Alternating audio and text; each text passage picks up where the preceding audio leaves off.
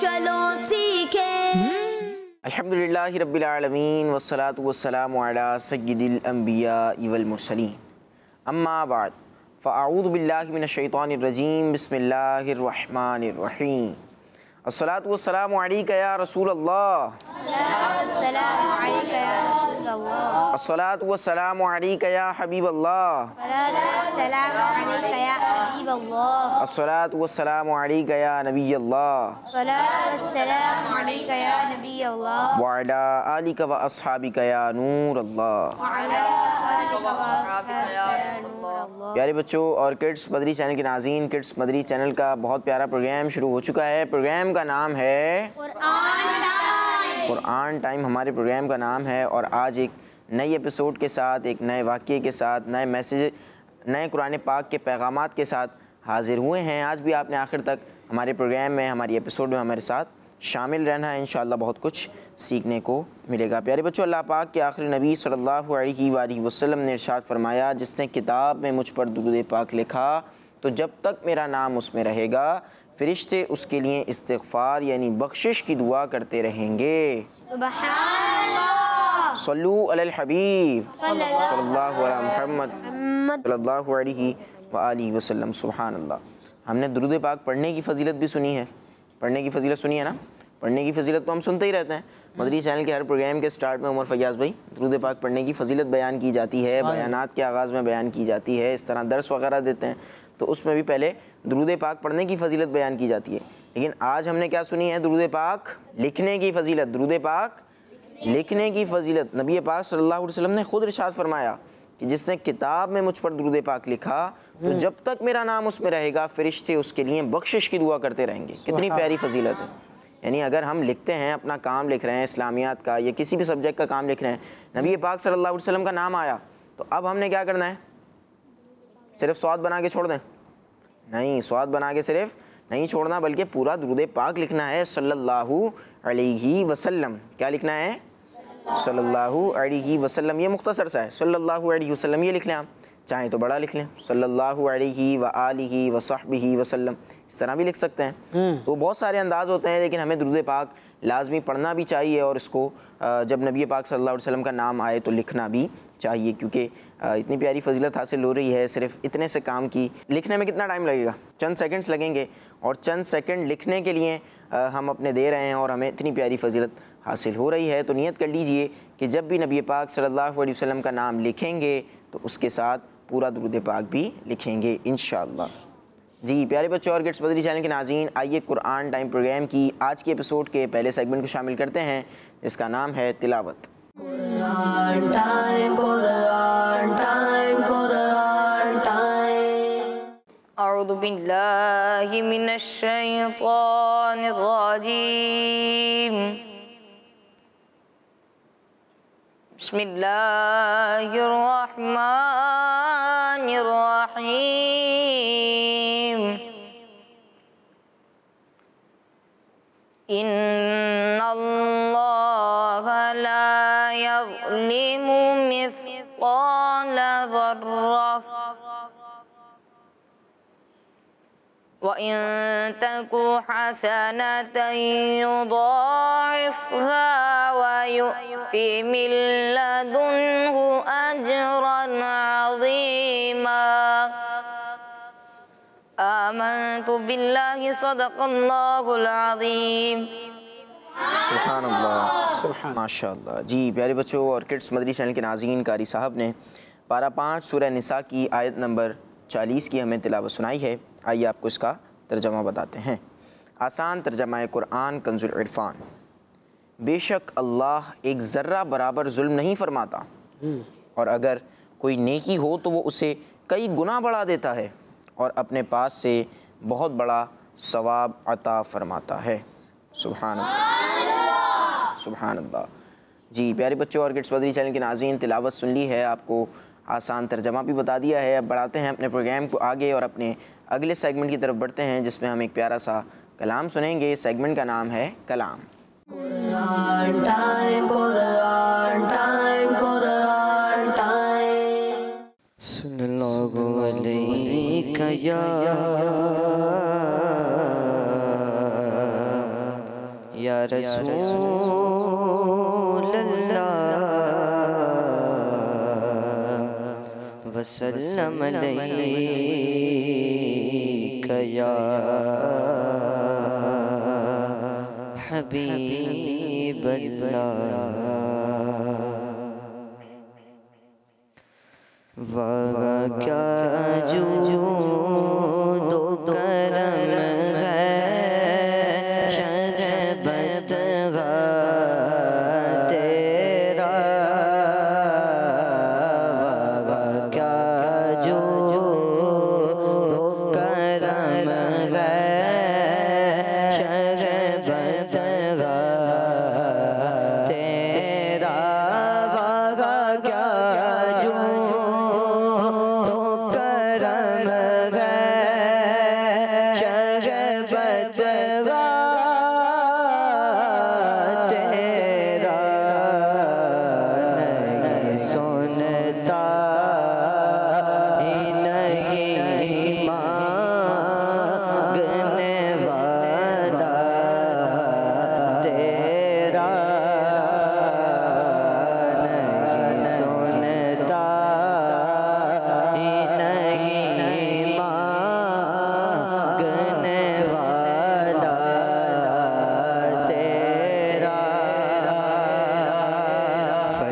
वाले तेरी शौकत का उलू क्या जाने। फर्श वाले तेरी शौकत का उलू क्या जाने।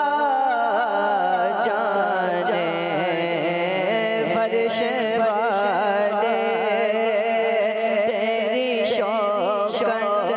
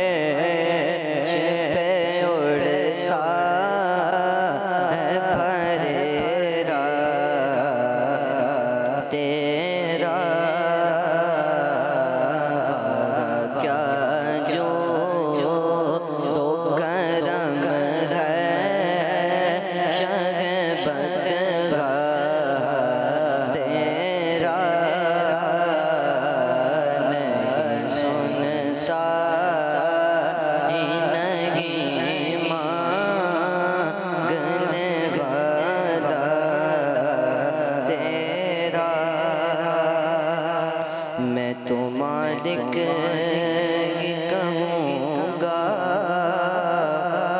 कि वो मालिक के हबीब। मैं तो मालिक ही कहूँगा कि वो मालिक के हबीब। मैं तो मालिक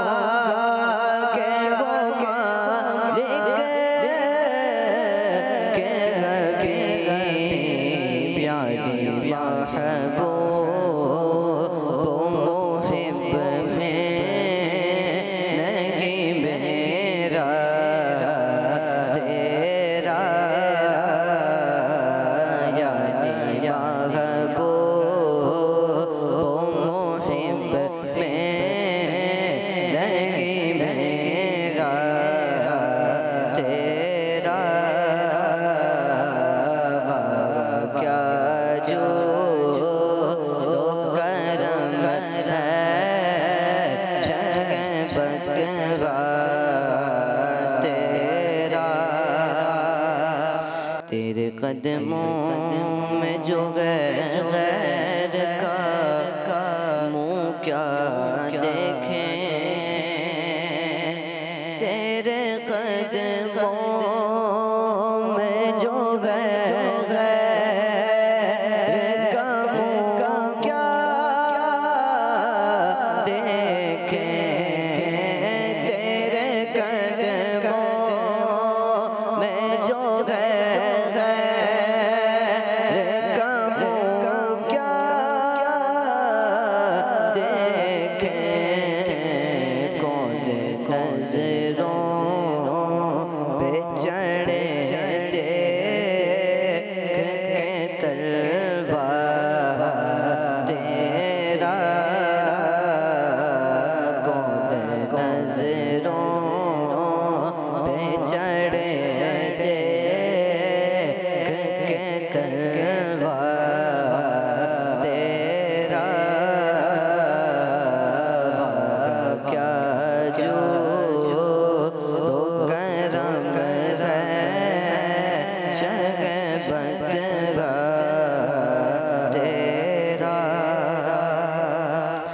तेरी सरकार में लाता है रज़ा उसको शफी,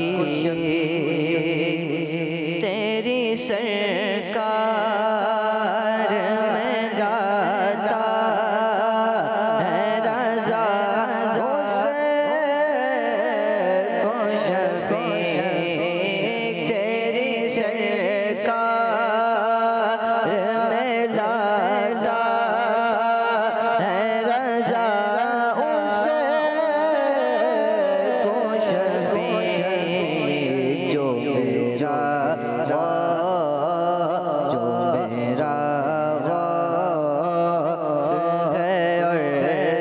मेरा गौस है और बेटा तेरा, जो मेरा गौस है और बेटा तेरा, क्या जो तो करम है शरबत तेरा, नहीं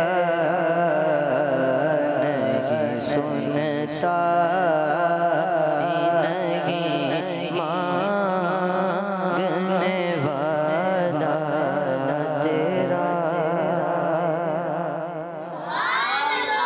सुभान अल्लाह सुभान अल्लाह। बहुत प्यारा कलाम हम सुन रहे थे। वाह क्या जूदो करम है शहे बतहा तेरा, नहीं सुनता ही नहीं मांगने वाला तेरा, मैं तो मालिक ही कहूँगा कि हो मालिक के हबीब, यानी महबूब मुहिब में नहीं मेरा तेरा।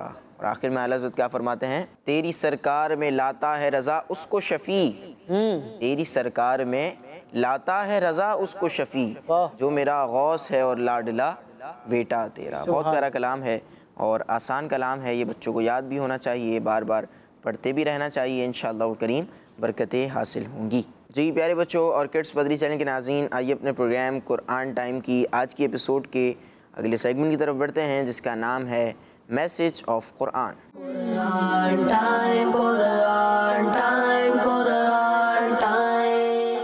प्यारे बच्चों, लपाक पारा 15 सूरह बनी इसराइल की आयत नंबर 15 में इरशाद फरमाता है, अऊज़ु बिल्लाहि मिनश शैतानिर रजीम, बिस्मिल्लाहिर्रहमानिर रहीम, मन इह्तदा फ़इन्नमा यह्तदी लिनफ्सिहि वमन ضل फ़इन्नमा यज़िल्लु अलैहा वला तज़िरु वाज़िरतुन विज़्र उख़रा वमा कुन्ना मुअज़्ज़िबीना हत्ता नबअस रसूला।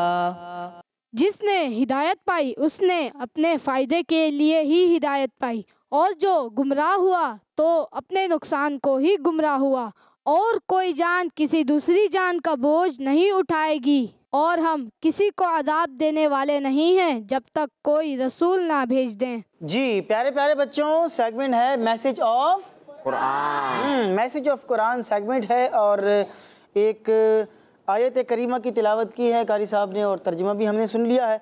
पारा नंबर 15 सूरह बनी इसराइल आयत नंबर 15। 15 नंबर आयत में अल्लाह तबारक व तआला क्या इरशाद फरमा रहा है, आइए उसका कुछ खुलासा सुनने की कोशिश करते हैं।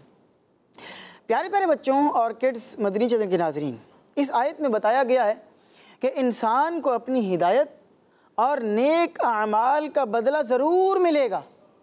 जो अल्लाह पाक ने उसे हिदायत अता फरमा दी है, जो जो नेक अमाल वो दुनिया के अंदर कर रहा है उसका बदला उसको ज़रूर मिलेगा। भाई ये नहीं होगा कि भाई नेकी ये करे और जज़ा किसी और को मिल रही है, नेकी तो ये कर रहा है सवाब किसी और को मिल रहा है, इसको कुछ भी नहीं मिल रहा। तो ऐसा नहीं होगा भाई, जिसने नेकी की है उसको उसका सवाब इंशाअल्लाहुल अज़ीज़ अल्लाह की रहमत से मिलेगा। ठीक है, और हाँ ये हो सकता है कि इसकी नेकी से दूसरे को फ़ायदा पहुंच जाए। और वो कैसे कि आपने कोई नेकी की और किसी दूसरे को ईसाले सवाब कर दिया। तो ईसाले सवाब से क्या होता है कि आपके पास भी नेकी रहती है और जिसको आपने ईसाले सवाब किया उसको भी उसका सवाब पहुंच जाता है। ठीक है, इसी तरह सदका जारिया होता है कि आपने वो नेकी कर ली है, अब वो सदका जो है वो जारी है और सवाब जो है वो मिलता चला जा रहा है, मिलता चला जा रहा है। यूं ही आदमी के बहकने यानी सीधे रास्ते से हटने का गुनाह और वबाल भी उसी पर होगा। भाई ये नहीं है कि एक आदमी दूसरे के गुनाहों का बोझ उठाता फिर रहा, भाई गुनाह इसने किया है और सज़ा उसको मिलेगी। भाई उसको क्यों मिलेगी? जिसने गुनाह किया है सज़ा भी उसी को मिलेगी, और जिसने सवाब वाला काम किया है सवाब भी उसी को मिलेगा। हाँ, अब यह है कि अगर किसी शख्स ने किसी की गुनाह के ऊपर हेल्प कर दी, ठीक है, मिसाल के तौर पर माअज़ल्लाह सुम्मा माअज़ल्लाह जो है वो किसी को किसी फ़िल्म का और सिनेमा घर का टिकट दिया कि जाओ जाके फ़िल्म देख कर आओ, मशवरा दे दिया कि फ़लाँ मूवी देख लो, ठीक है, फ़लाँ जगह पर चले जाओ, फ़लाँ क्लब है वहाँ चले जाओ, तो इस तरह का किसी को मशवरा दे दिया, कोई भी गुनाह करने का उसको मशवरा दिया या उसकी मदद कर दी, उसको वहाँ पर ले कर गया, छोड़ कर आया उसको वहाँ पर, ठीक है, किसी भी तरह उसकी हेल्प कर दी, तो अब जो इसने उस गुनाह पर बंदे की मदद की है, उसकी हेल्प की है, उसका गुनाह इसको बहरहाल ज़रूर मिलेगा। बज़ाहिरी तौर पर इसने वो काम तो नहीं किया, सिर्फ कहा है कि यार वो फिल्म देख लेना, वो मूवी देख लेना, वो गाना है वो सुन लेना। अब सुना तो इसने नहीं है, सुना उसने, लेकिन चूंकि इसने उसको मशवरा दिया था, बुरे काम की दावत दी थी, तो इस दावत देने का गुनाह भी इसको ज़रूर मिलेगा, ठीक है।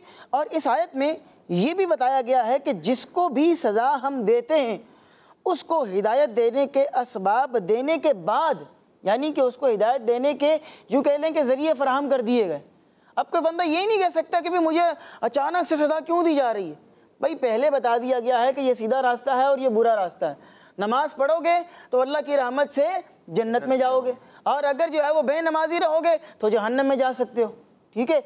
झूठ बोलने पर बंदे को जहन्नम का अजाब मिल सकता है, ठीक है। ग़ीबत करने पर जहन्नम का अजाब मिल सकता है, ठीक है। बहुत सारे गुनाह हैं कि बंदा गुनाहों की तरफ जाएगा तो अजाब इलाही का शिकार हो सकता है, और अगर अच्छे काम करेगा अल्लाह की रहमत से इंशाअल्लाह अज़ीज़ वो कहाँ जाएगा? जन्नत में जाएगा, जन्नत में जाएगा। लेकिन इससे पहले बाकायदा हमें निशानियां बयान कर दी गई हैं, हमें पैगामात पहुंचा दिए गए हैं और मुख्तलिफ़ तरीक़ों से पैगामात पहुंचाए गए हैं। और वो क्या हैं कि सबसे पहले जो है वो हमें मुख्तलिफ़ जो है वो नेकी की दावत देने के लिए, मुख्तलिफ़ बातों को बयान करने के लिए, दीन इस्लाम की तालीमात को बयान करने के लिए अल्लाह के जो रसूल हैं वो हमारी जानिब उतारे गए। अल्लाह के रसूल उम्मतों की जानिब जो है वो भेजे जाते हैं, और वो जो रसूल होते हैं वो उम्मत को उसके फ़राइज़ से आगाह करते हैं कि भाई तुम्हारे ये फ़राइज़ हैं, तुम्हें ये काम करना है, ये काम नहीं करना, ये अच्छा है, ये बुरा है, वो सारी चीज़ों की निशानदेही कर देते हैं। और वो जो अम्बिया होते हैं, नबी होते हैं, रसूल होते हैं, वो हक़ का रास्ता उस उम्मत के ऊपर वाज़े कर देते हैं और दलील कायम कर देते हैं। फिर जब लोग रसूल की नाफरमानी करते हैं तो फिर अल्लाह तबारक व तआला उन्हें अजाब देता है। कब? कि जब रसूल भेज दिया। कब? कि जब उन तक हिदायत का रास्ता पहुंचा दिया गया है, उनको पैगाम दे दिया गया है कि भाई ये अच्छा रास्ता है और ये बुरा रास्ता है। मैं सिर्फ समझाने के लिए एक मिसाल दे रहा हूँ, सिर्फ समझाने के लिए मिसाल दे रहा हूँ, कोई तशबीह वाली बात नहीं।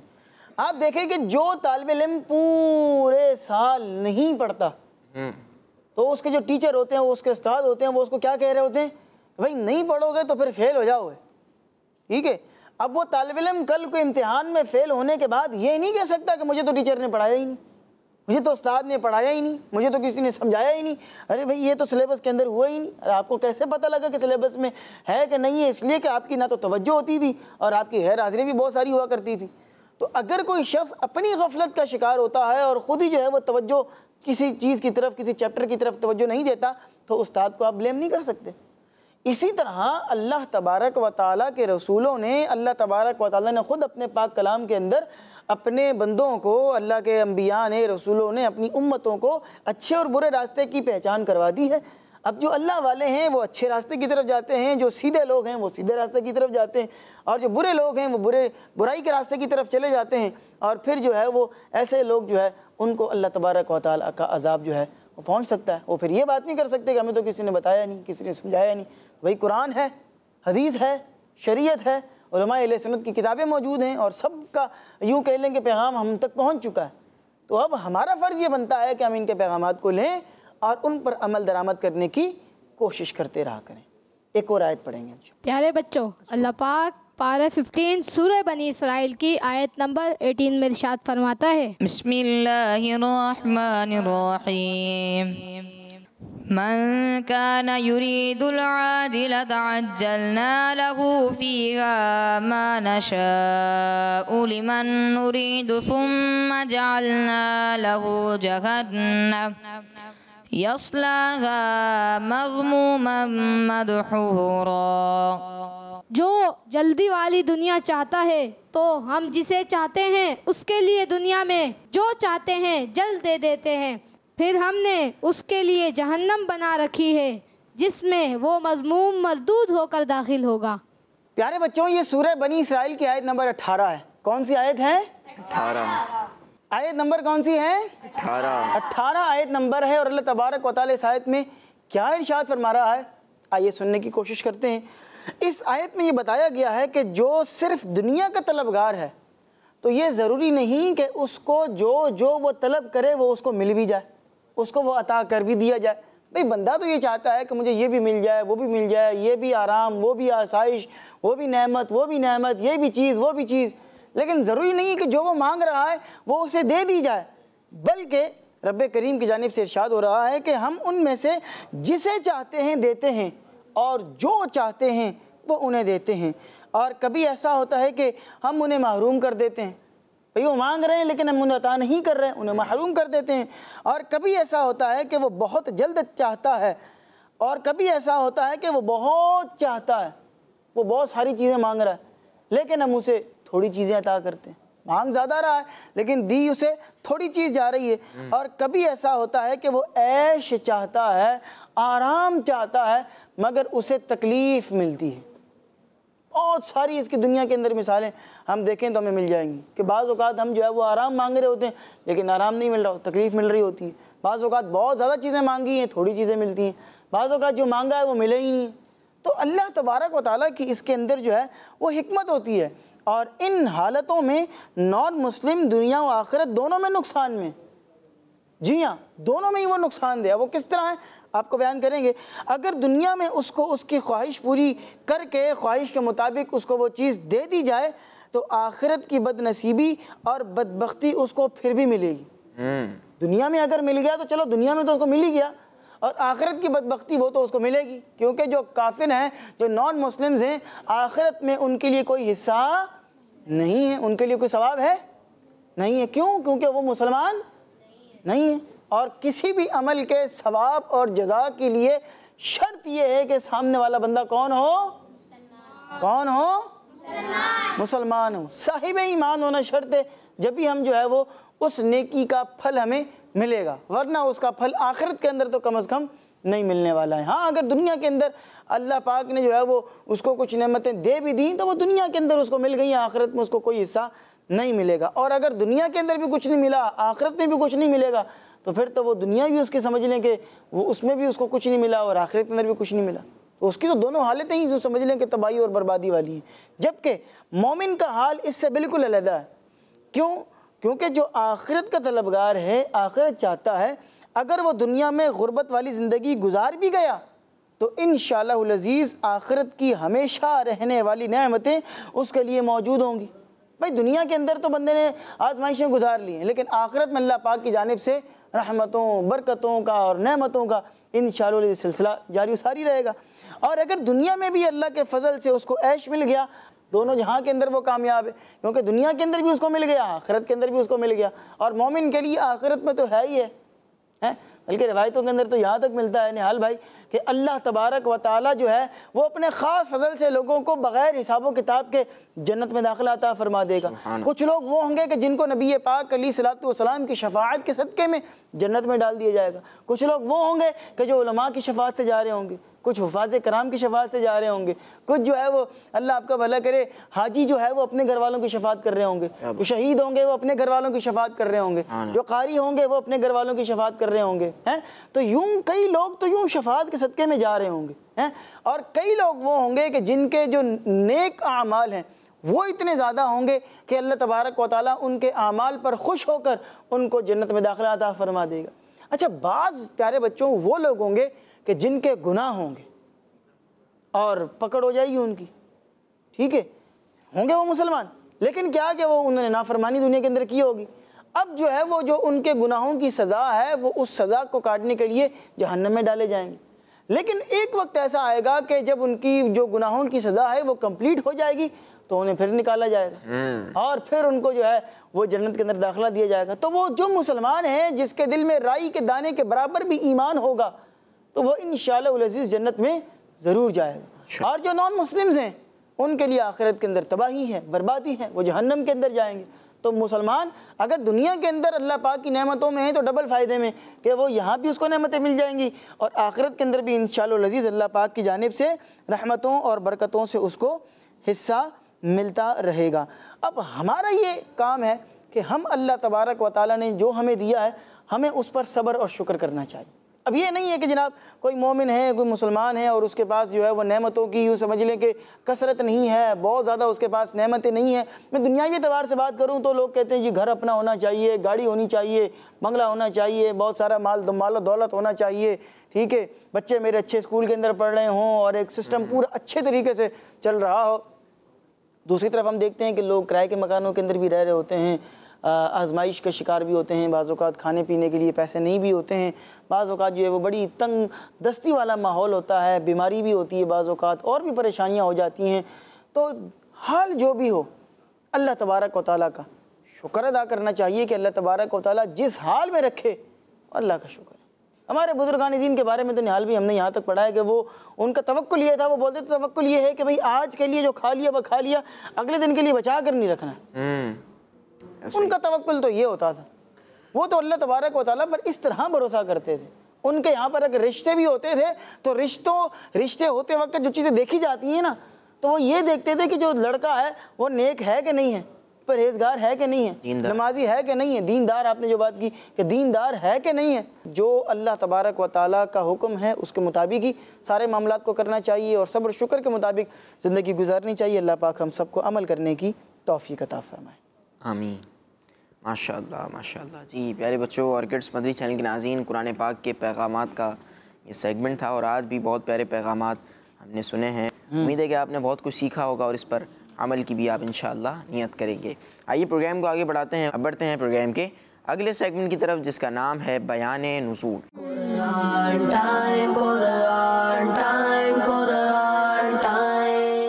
प्यारे बच्चों और किड्स मदनी चैनल के नाजरीन, जैसा कि आपको मालूम है इस सेगमेंट में कुरानी आयात के शान नुज़ूल बयान किए जाते हैं और आज हम पारा 29 सूरह मुदस्सिर की आयत नंबर 18 से 26 तक के शान नुज़ूल के बारे में सुनेंगे। तो प्यारे बच्चों, अल्लाह पाक इरशाद फरमाता है, बिस्मिल्लाहिर्रहमानिर्रहीम, इन्नहु फक्कर वक़द्दर फ़कुतिल कैफ़ क़द्दर सुम्मा कुतिल कैफ़ क़द्दर सुम्मा नज़र सुम्मा अबस वबसर सुम्मा अदबर वस्तकबर फ़क़ाल इन हाज़ा इल्ला सिह्रुन यु'थर इन हाज़ा इल्ला क़ौलुल बशर सउस्लीहि सक़र। बेशक उसने सोचा और दिल में कोई बात ठहरा ली तो इस पर लानत हो। उसने कैसी बात ठहराई, फिर इस पर लानत हो।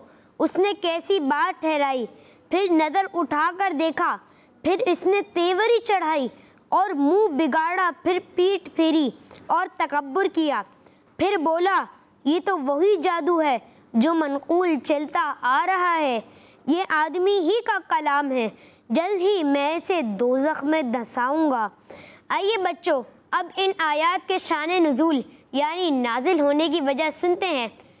प्यारे बच्चों, जब ये आयत हामीम तंज़ीलुल किताबि मिनल्लाहिल अज़ीज़िल अलीम नाजिल हुई और हुज़ूर सल्लल्लाहु अलैहि वसल्लम ने मस्जिद में नमाज के दौरान तिलावत फरमाई तो वलीद ने ये आयत सुन ली और अपनी कौम के पास आकर उसने कहा कि खुदा की कसम, मैंने मोहम्मद सल्लल्लाहु अलैहि वसल्लम से अभी एक कलाम सुना है, ना वो कलाम आदमी का है और ना जिन का। खुदा की कसम, इस कलाम में अजीब मिठास, ताजगी और कशिश है। वो कलाम सब पर गालिब रहेगा, कुरैश को उसकी इन बातों से बहुत दुख हुआ और उनमें मशहूर हो गया कि वलीद ने अपने बाप दादा का दीन छोड़ दिया।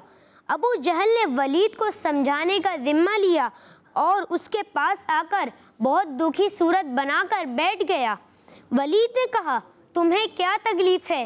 अबू जहल ने कहा, तकलीफ़ कैसे ना हो, तू बूढ़ा हो गया और कुरैश को ख्याल है कि तूने मोहम्मद सल्लल्लाहु अलैहि वसल्लम के कलाम की तारीफ़ इसलिए की है कि तुझे इनके दस्तरख्वान का बचा हुआ खाना मिल जाए। इस पर उसे बहुत गुस्सा आया और कहने लगा कि क्या कुरैश को मेरे मालो दौलत का पता नहीं और क्या मोहम्मद सल्लल्लाहु अलैहि वसल्लम और इनके साथियों ने कभी पेट भरकर खाना भी खाया है जो इनके दस्तरख्वान पर कुछ बचेगा? फिर वो अबू जहल के साथ उठा और कौम में आकर कहने लगा, तुम्हारा ख्याल है कि हज़रत मोहम्मद सल्लल्लाहु अलैहि वसल्लम माअज़ल्लाह पागल हैं? क्या तुमने कभी इनको ऐसी हालत में देखा है? सब ने कहा, हरगिज़ नहीं।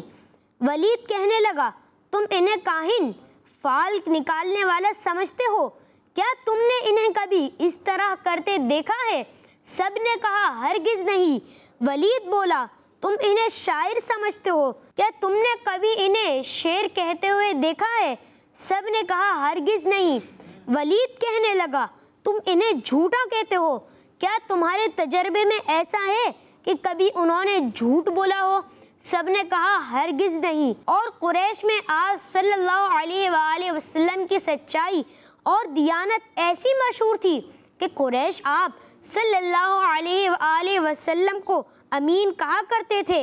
ये सुनकर कुरैश ने कहा, वलीद फिर बात क्या है? तो वलीद सोचकर बोला कि बात ये है कि वो जादूगर हैं। तुमने देखा होगा कि इनकी बदौलत रिश्तेदार से और बाप बेटे से जुदा हो जाते हैं। बस यही जादूगर का काम है और जो कुरान पाक वो पढ़ते हैं वो दिल में असर कर जाता है। इसकी वजह ये है कि वो जादू है। प्यारे बच्चों, इससे मुताल्लिक़ ये आयत नाजिल हुई। सल्लु अलल हबीब सल्लल्लाहु तआला अला मुहम्मद सल्लल्लाहु अलैहि वसल्लम। माशाअल्लाह माशाअल्लाह। जी प्यारे बच्चों और किड्स मदरी चैनल के नाज़रीन, सेगमेंट देखा आपने, बयान नुज़ूल, आयत के नाजिल होने की वजह बयान की गई इस सेगमेंट में। और ये सेगमेंट बयान नुज़ूल, इसमें यही होता है कि जो भी आयत पढ़ी जाती हैं फिर उनके नाजिल होने की वजह, क्या पस मंज़र था, क्या वाक़या था जो अल्लाह पाक ने इन आयत को नाजिल फरमाया, ये बयान किया जाता है। आइए प्रोग्राम को आगे बढ़ाते हैं और अपने अगले सेगमेंट की तरफ बढ़ते हैं। अगर तवज्जो के साथ हमारे प्रोग्राम में आप शामिल नहीं हैं तो तवज्जो के साथ शामिल हो जाएं, क्योंकि अगले सेगमेंट में हम सुनेंगे एक प्यारा सा वाक़या जो सोशल मीडिया पर हमें देख रहे हैं। आपने हमारे प्रोग्राम को आगे शेयर भी करना है। आइए बढ़ते हैं सेगमेंट की तरफ जिसका नाम है एक वाक़या।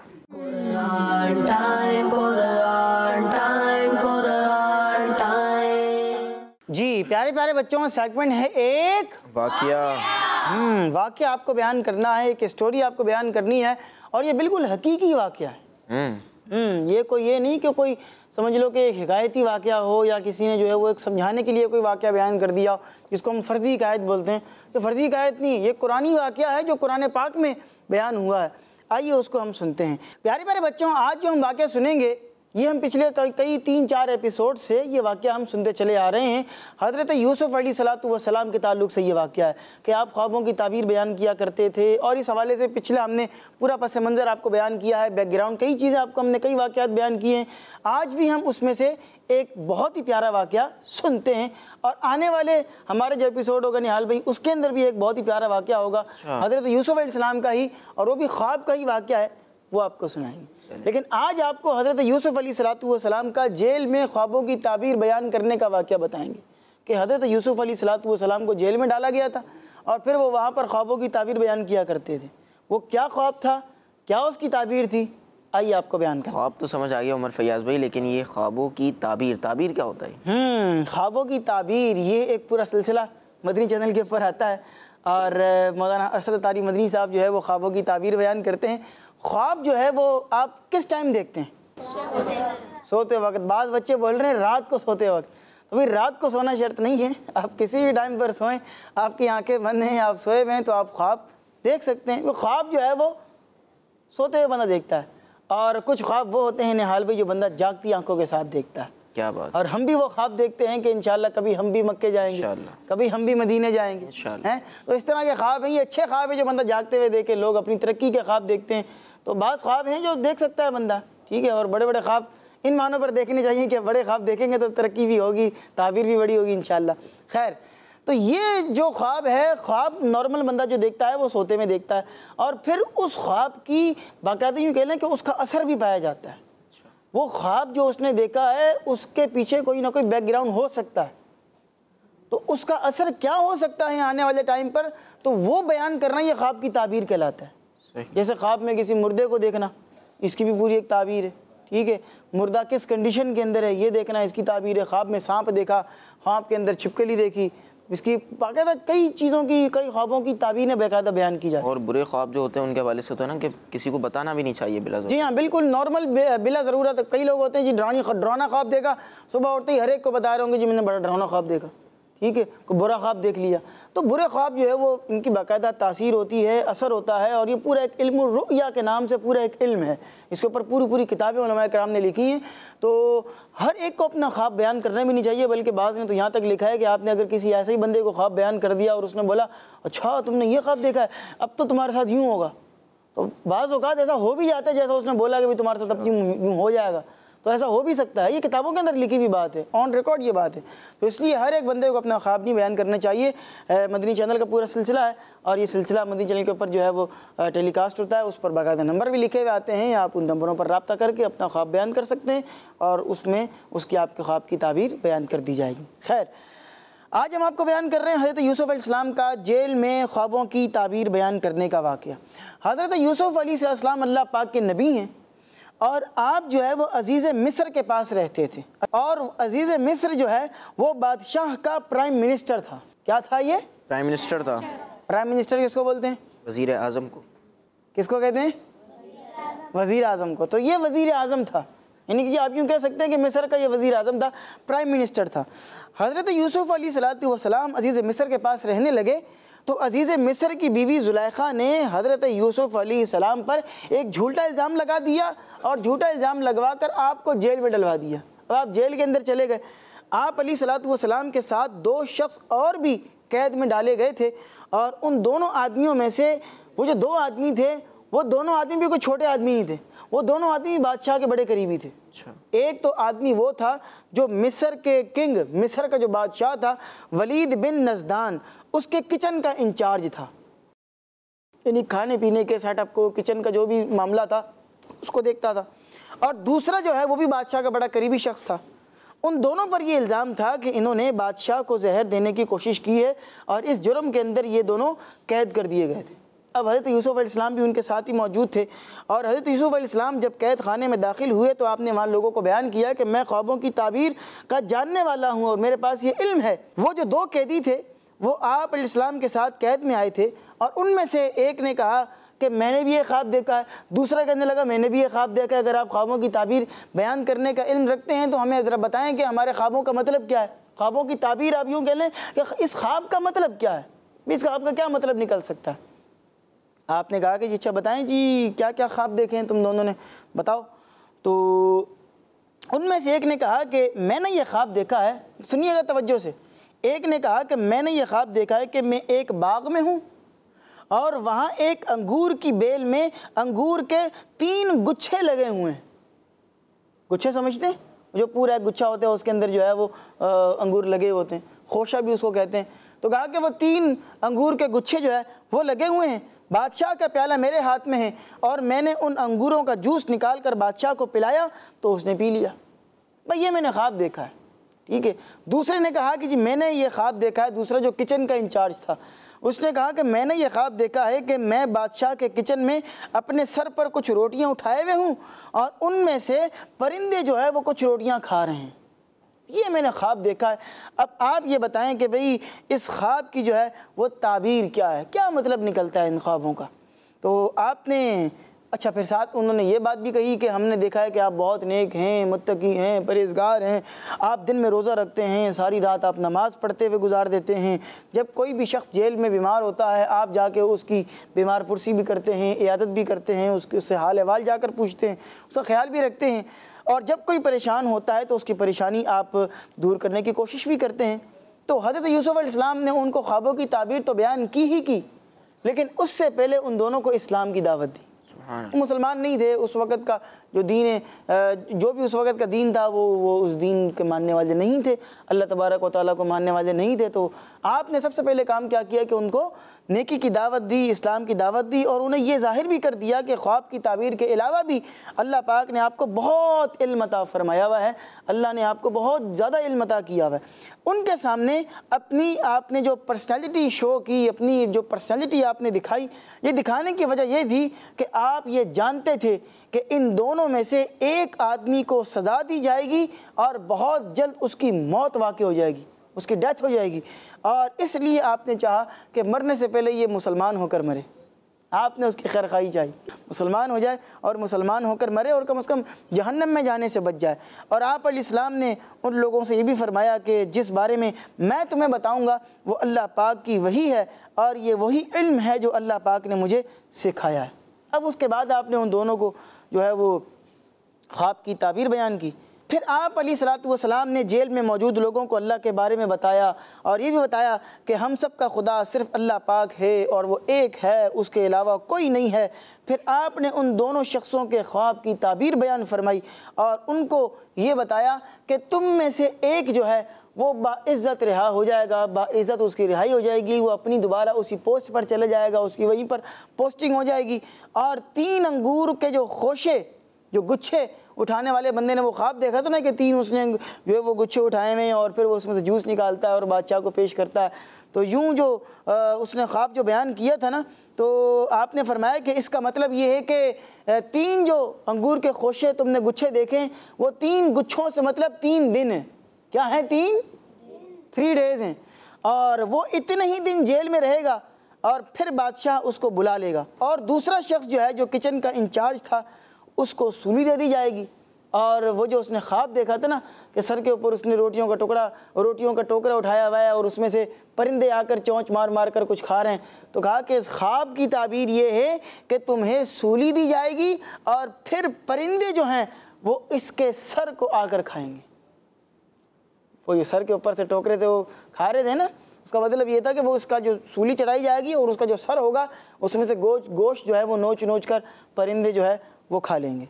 तो ये ख्वाब थे, और इस ख्वाबों की जो ताबीर थी ये आपने वहाँ पर बयान की। और वक्त भी हो रहा है, इख्तिताम की जानिब भी जा रहे हैं। प्यारे बच्चों और किड्स मदनी चैनल के नाज़रीन, हज़रत यूसुफ़ अलैहिस्सलाम का वाक़या चल रहा है और आप अलैहिस्सलाम की ज़िंदगी के मुतालिक स्टार्ट से ही हम सुनते हुए आ रहे हैं। कई एपिसोड्स में हमने पहले तज़किरा किया है, आपको वाक़यात सुनाए हैं। हज़रत यूसुफ़ अलैहिस्सलाम के बचपन का वाक़या भी हमने सुना, फिर जवानी का वाक़या भी सुना, और मज़ीद आज आगे हमने वाक़या सुना है। और ये वाक़या इंशाअल्लाह आपको अजाइबुल कुरान मा ग़राइबुल कुरान जो मकतबतुल मदीना की बुक है, इसमें भी इंशाअल्लाह मिल जाएगा। आइए अपने प्रोग्राम को आगे बढ़ाते हैं और अपने अगले सेगमेंट की तरफ बढ़ते हैं, जिसका नाम है शान मोहम्मद सल्लल्लाहु अलैहि वसल्लम।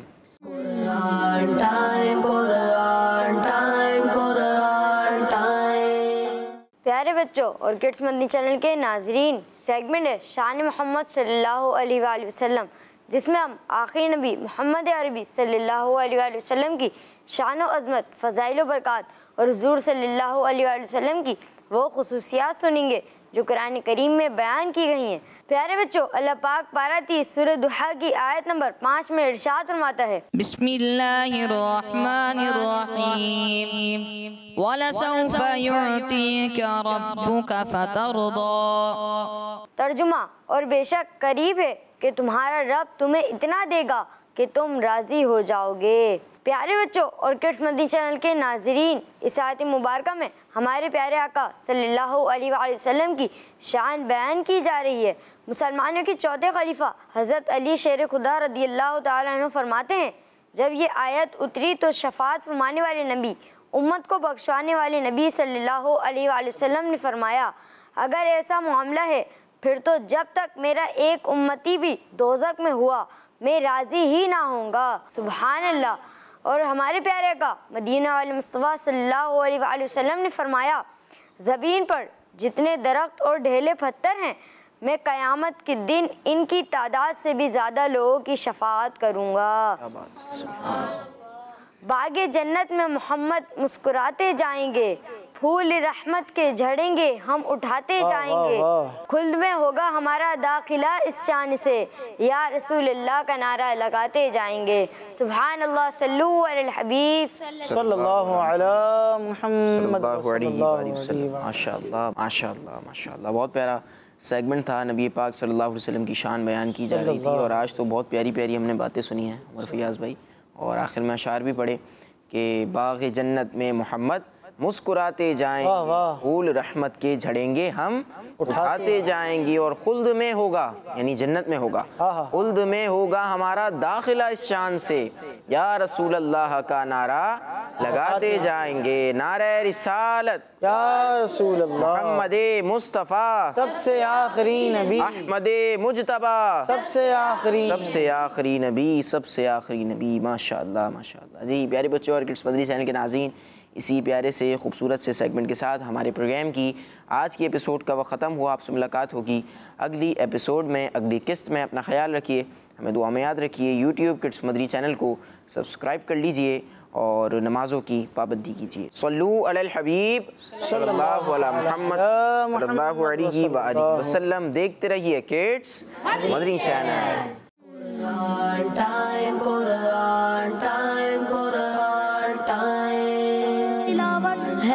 और वाक़िआत भी हैं, खेल है और मुकाबला है, आओ चलो सीखें बच्चों का मदनी चैनल।